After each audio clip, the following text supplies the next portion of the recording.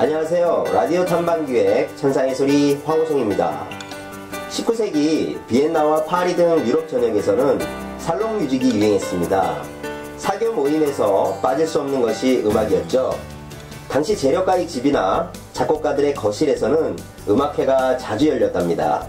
이런 하우스 콘서트는 무대와 객석을 구분짓지 않기 때문에 연주자와 관객의 거리가 무척 가까운데요. 그래서 연주자는 관객의 호응과 시선을, 그리고 관객은 연주자의 작은 숨소리와 땀방울 하나까지 생생하게 느낄 수 있다고 합니다.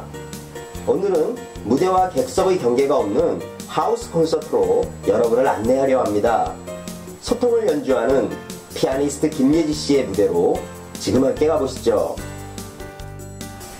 네, 조금 더 가까이에서 조금 더 깊은 울림을 전하기 위한 피아니스트 김예지 씨의 하우스 콘서트 공연 전에 대기실을 찾았는데요. 특별히 오늘은 무대에 저희를 초대해 주셨습니다. 너무 감사한데요. 인사 한번 나눠보겠습니다. 선생님 안녕하세요. 안녕하세요. 네, 천상의 소리 청취자를 위해서 자기소개 인사 부탁드리겠습니다. 네, 저는 피아노를 연주하고 있는 김예지라고 합니다.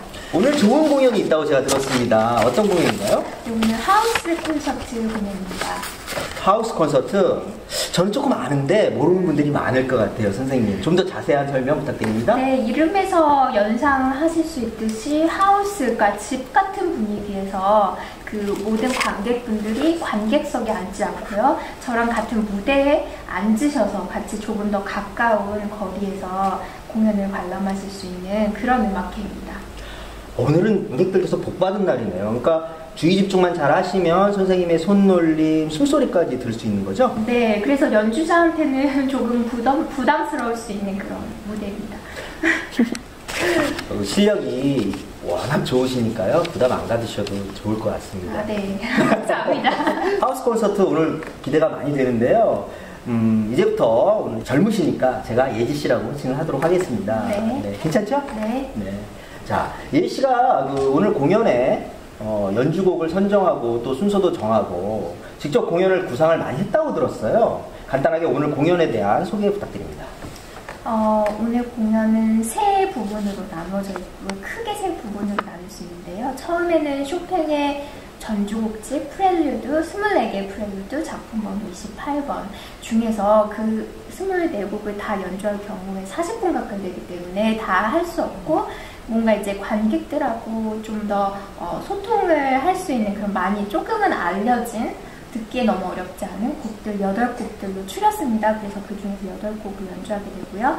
그 다음 순서로는 이제 그것들이 조금은 길고 좀 무거우셨을 수도 있으니까 뭔가 조금은 쉬어갈 수 있는 그런 조금은 다른 음악을 합니다. 그래서 프로코피에프의 러시아 작곡가고요. 그 사람이 쓴 10개의 모음곡이 있어요. 작품 번호 11번인데요. 그 중에서 7번이 또 같은 쇼팽의 프렐류드랑 같은 그 프렐류드라는 부제를 갖고 있습니다. 그래서 이 곡을 되게 짧고 되게 귀엽고 그런 곡인데요. 그래서 그거를 들려드리게 되고요. 마지막에는 슈베르트 즉흥곡 2세트가 있는데요. 이 2세트도 제가 다 연주를 할 경우에는 한 70분 가까이 됩니다. 그래서 한 세트당 2곡씩 그래도 조금씩은 더 많이 알려지고 또 관객들하고 같이 소통할 수 있는 좀 좋은 곡인 것 같아서 고른 2곡씩, 그래서 4곡, 그래서 세 부분으로 크게 나누어져 있습니다.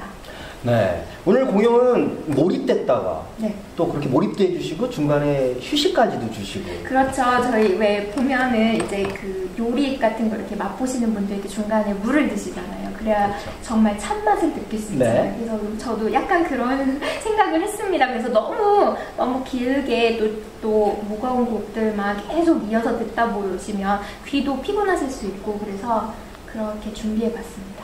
네, 오늘 예지 공연은 에피타이저. 네. 그 다음에 메인 요리. 그렇지. 후식도 있네요. 후식은 앵콜을 해주시면 그때 제가 그때 생각해보겠습니다. 알겠습니다. 제가 리드를 해서요, 열렬히 앵콜곡을 네. 요청하도록 네, 하겠습니다. 잘 부탁드립니다. 네, 감사합니다. 자, 공연 순서와 곡 소개를 잘 해주셨는데요. 저희가 아는 분들도 있고, 대중적인 쇼팽이나 뭐 슈베르트 이런 그 불리언 분들도 알겠는데, 설명을. 특히 그 즉흥곡으로 연주해 주실 슈베르트 곡이라고 하셨죠? 네. 일반인들이 라흐마니노프의 즉흥곡들을 굉장히 어렵고 이해하기가 힘든 걸로 많이들 알고 있는데, 슈베르트의 즉흥곡은 조금 생소해요, 선생님. 좀 더 우리 관객이 이해할 수 있게 도움이 줄 수 있는 포인트를 사전 설명해 주신다면요?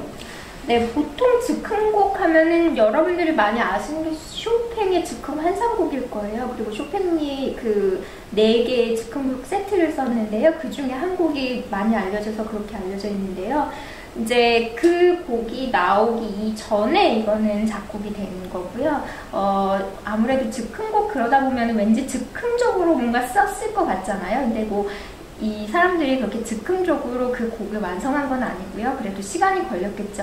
어느 정도의 그러니까 자유로운 그러니까 곡 형식에 치우치지 않고 소나타 형식이라든가 뭐 다른 형식적인 그 면에 치우치지 않고 즉흥적으로 느끼는 이미지나 자기의 감정 부름을 담아서 한 건데 이 슈베르트 곡 같은 경우는 슈베르트 하면 여러분들 생각하시듯이 그러니까 보통 가곡을 많이 연상하시잖아요. 슈베르트 가곡이 정말 유명한 곡들이 많은데 그렇듯이 이 곡 안에서 피아노 곡이긴 하지만 가곡적인 색채들을 담고 있어요. 부분에.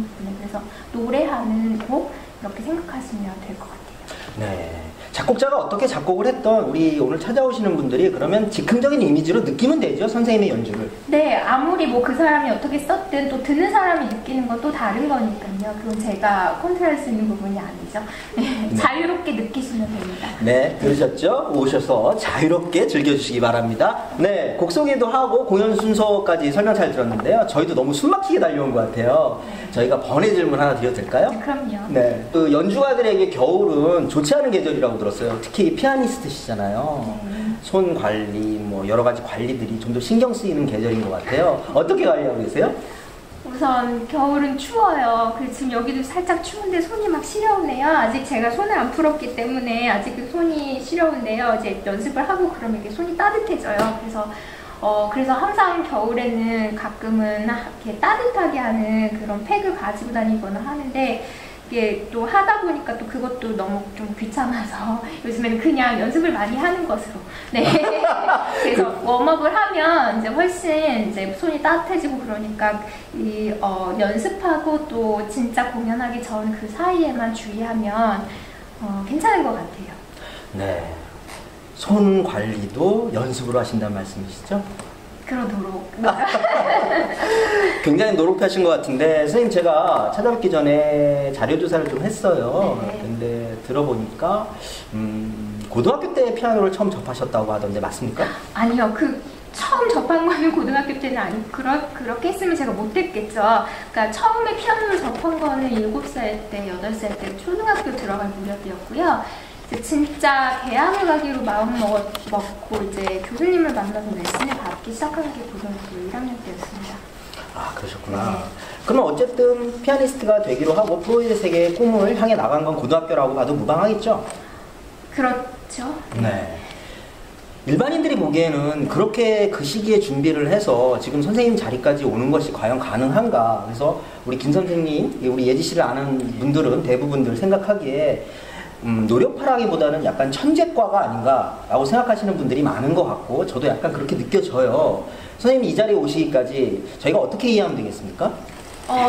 제가 음악을 처음 접하게 된 거는 되게 자연스러운 그냥 생활에서였어요. 근데 그때도 저한테는 이제 피아노라는 악기는 없었고 또 부모님도 다른 무슨 훌륭한 음악가들처럼 부모님까지 음악가이거나 그렇지 않았기 때문에 관심 별로 없으셨어요. 그래서 저에게 그런 거 강요하거나 그러시지 않았고요. 되게 자연스럽게 좋아하게 되고 그냥 따라치고 왜 보통 보면 요즘에 예능에 이렇게 같이 이렇게 듣고 연주하거나 듣고 노래 부르는 친구들 많이 나오잖아요. 네. 근데 그게 이제 저도 그렇게 할 수가 있었어요. 근데 별로 제 부모님은 음악을 시키고자 하는 마음이 없으셨기 때문에 관심을 두지 않으셨고요. 그래서 조기 교육이라고 하죠. 어렸을 때부터 제가 그렇게 아주 본격적인 교육을 받지는 않았어요. 하지만 제가 그걸 좋아했고 흥미가 있었고 또 어느 정도 인정을 받았기 때문에 계속 활동을 해왔고요. 학교에서 반주를 한다거나 아니면 또 친구들끼리 모여서 하는 그런 활동회도 해보고 그리고 또 대회도 나가보고 입상도 해보고 그러면서 자신감이 붙었고요. 그래서 이제 내가 이거를 정말 해야 되겠다. 내가 어떤 프로로서 전문가로서 이거로 직업을 가져야 되겠다라는 마음보다는 이거는 어느 정도는 내 삶이 아닐까라는 생각을 먼저 했고요. 만약에 진짜 정말 현실적인 것들을 알았으면 아마 고등학교 때 시작을 안 했겠지만 그때는 정말 순수한 마음으로 이거는 정말 내 생활이었으면 좋겠고 정말 좋고 그래서 시작하게 됐습니다. 그러니까 저희가 그렇게 이해하면 되겠네요. 그러니까 재능이나 이런 것보다는 물론 그건 당연히 갖고 계시지만 열정적으로 본인의 인생의 꿈과 목표를 향해서 계속 뛰어나가시는 거군요. 그렇죠. 되게 자연스럽게 같이 흡수된 것 같아요. 제가 그 안에 흡수된 건지 그것이 제 안에 흡수된 건지라고는 말씀드릴 수 없지만 그게 자연스럽게 같이 오게 된 것 같아요. 흡수라는 말씀이 제 가슴을 땅 하고 때리는데요. 제가 오늘 예지 씨한테 흡수되는 것 같습니다. 인터뷰하는 동안. 계속 흡수되죠. 네. 제 옆에 또 한 명의 흡수된 부부가 있는데요. 예지 씨의 안내견입니다. 인터뷰를 하는지 아는 걸까요? 민석탕이 잘 기다리고 있네요. 예, 표현이 아주 잘 되는 것 같습니다. 예지 씨 안내견 이름이 뭔가요? 찬미라고 합니다. 찬미? 네. 저희가 아는 그 뜻의 찬미인가요? 네, 찬미가 살지 찬미. 제가 다른 분께 살짝 들었는데 안내견은 사용자분이 어떤 분이시냐? 사용자라는 표현이 맞나요? 요즘엔 파트너라고 하는데 뭐 사용자라고 하셔도 될까? 나쁘지는 않지만 사용자라고 하면 제가 사용하고 이 아이를 좀 뭔가 사용한다라는 말이 좀 부정적으로 들릴 수 있잖아요. 네. 그래서 요즘에는 파트너라고 뭔가 조금 더 동반자적인 역할, 동반하는 어떤 그런 생명체라고 보아서 파트너라는 말을 붙이긴 했는데 그게 좀 외래어다 보니까 조금은 예, 아니 근데 네. 외로래도 훨씬 더 어감이 좋네요. 네, 파트너라고 하고 있습니다. 예, 네. 저도 하나 배웠습니다. 네. 파트너라고 하겠습니다. 네. 우리 파트너가 어떤 분이냐에 따라서 네. 안내견이 네. 능력이 향상된다고 하더라고요. 능력이 향상되는지는 모르겠고요. 파트너에 따라서 애들이 이제 행동이나 아니면 그런 습관 같은 것들이 바뀌는 것 같아요. 왜 같이 살면 닮는다 그러잖아요. 네네네. 그래서 좀 많이 닮는 것 같아요. 그래요? 네. 그럼 찬미는 어떤 걸 닮았나요? 꽤도 많고요. 저랑 조금 많이 다른데요. 사교적이고 그리고 애교도 많고 사랑받기 원하고 늘 자기한테 관심을 누군가 가져주기 원하고 좀 그런 특성이 있어요. 혹시 피아노를 다룰 줄 아는 건 아닌가요? 아직까지. 네, 오늘 특정 기회를 놓쳤습니다. 안녕하세요. 우리가 한한문화예술대학원의 공연기획팀장 박만지입니다. 반갑습니다. 여러분들 이 하우스 콘서트가 왜 위에서 하는지는 많이 들으셔서 아실 거예요. 이게 좀 연주자와 좀 가까이 그리고 좀 더 친숙하게끔 할 수 있게 할 방법이 무엇일까 해갖고 이 무대 위에서 이렇게 연주자를 가까이 보면서 하는 그런 공연으로 진행을 했습니다. 저희가 지금 1월 달에 첫 시작하는 그 공연 프로그램으로 이 피아니스트 김혜지 씨를 선정한 이유는 여러분도 아시겠지만 이분은 약간 신체적으로 좀 어려움이 있으신 분이라는 건 알고 계시죠? 네, 그런데도 이 피아니스트계에서는 가장 두각을 나타내고 계시는 분이시고 그래서 지난 2014년 너무 힘들고 어려운 일이 많았었는데 올 2015년은 여러분들한테 어떤 어려움이 있으시더라도 조금 노력하고 하시면은 더 좋은 일이 있으실 거라는 그런 희망과 꿈을 드리기 위해서 이 피아니스트 김혜지 씨를 초청을 했습니다.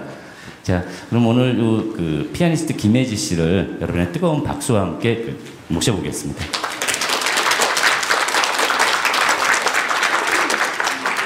오늘 여러분 만나뵙게 돼서 다시 한번 정말 반갑고 감사드리고요. 오늘 제가 잠깐씩 곡 하기 전에 소개를 드릴 거예요. 아주 간단하게 할 거니까 전혀 강의나 이런 것은 아니니까 걱정 안 하셔도 되고요. 첫 번째 제가 연주할 곡은 쇼팽의 프렐류드에서 8곡입니다. 이게 원래 24개가 한 세트로 들어가 있는 곡인데요. 쇼팽은 여러분 다 아시다시피 폴란드의 작곡가인데 거의 반평생을 프랑스에서 지냈습니다. 20살 때 프랑스에 건너와서 죽을 때까지 이제 40살, 우리나라 나이로 40살, 뭐 미국 나이로 39살? 이때 죽었는데요. 그 기간 동안 프랑스에서 죽은 하지만 조국을 너무너무 사랑했던 그런 작곡가이죠. 많이들 아시는데 쇼팽의 프렐루드 중에서 제가 이렇게 8곡을 추린 이유는 우선 24곡을 할 경우에는 우선 너무 길고요. 한 40분 정도 됩니다. 그래서 여러분들이 조금 더 친근하게 느끼실 만한 곡들로 제가 준비를 했고요. 원래 프렐류드라고 하면은 전주곡이라고 우리나라 말로는 이렇게 해석을 하고 있는데요. 꼭 전주하면 왜 노래하기 전에 잠깐 이렇게 노래에 도움이 되라고 이렇게 하는 곡을 우리는 보통 알고 있는데 이 곡은 꼭 그런 곡은 아니고요. 원래는 푸가나 그 다른 악곡이 나오기 전에 짧게 하던 곡이 라고 하지만 이게 지금 낭만 시대에 와서는 독립된 기악곡으로 떨어져서 이 나름대로의 어떤 한 작품성을 지니게 되었습니다. 그래서 쇼팽이 그 꽃을 피웠고 나중에는 스크리아빈이나 라흐마니노프 같은 사람들이 쇼팽의 이런 전적을 되게 높이 사서 그들도 이렇게 24개 전주곡뿐만 아니라 또 다른 전주곡들도 많이 만들고 그랬습니다. 지금 첫 번째 곡은 보시다시피 C 메이저, 거기 프로그램에 그 조표가 나와 있는지 모르겠어요. 이 24개가 왜 24개냐면 원래 이 건반에 건반에서 보면 도에서 도까지 그 사이에 12개의 음이 있는데요. 각 음마다 장조와 단조를 만들 수가 있어요. 그래서 12 곱하기 2 하면 24개죠. 그래서 모든 조에서 하나씩 곡을 쓰고 있었어요. 원래 순서는 C 메이저 그 다장조라고 하죠. 그 다음에 같은 조표를 아무것도 안 붙은 조표 A 마이너 이런 식으로 순서가 되고요. 그 다음에 이제 조표가 올림표 하나 이런 식으로 이렇게 점점 붙어가서 15번, 13번까지 있고 16번까지 이렇게 24개 갈 때까지 하나씩 다 각 조, 장조와 단조를 아우르고 있어요. 첫 번째 곡은 시장조고요. 두 번째 곡은 원래 4번에 있는 곡입니다. 4번에 있는 곡인데 제가 두 번째로 합니다. 혼돈 없으셨으면 좋겠고요. 이 곡은 되게 슬픈 곡이에요. 쇼팽의 장례식장에서 연주가 되었다고 합니다. 그리고 세 번째 곡은 15번이에요. 여러분들 여기서 그냥 여기 이렇게 써 있어서 제가 특별히 부제를 안 붙였을 텐데요. 빗방울 전주곡이라고 많이 유명한 그 곡입니다. 그리고 네 번째 연주할 곡이 16번이고요. 16번은 조금 빠른, 그 다음에 17번, 그 다음 5번째 연주합니다. 그리고 그 다음번에 연주할 곡은 20번이고요. C 마이너입니다. 아까는 C 메이저가 있었죠. 처음에 했던. 그 다음에 23번 F 메이저, 그 다음에 24번 D 마이너 이렇게 해서 끝이 나게 됩니다. 그래서 제가 다 연주를 할 수 없는 것에 대해서 우선 양해를 드리고요. 그래도 가장 조금 유명하다고 생각하는 곡들로 골라봤습니다. 함께 잘 감상해 주셨으면 좋겠습니다. 감사합니다.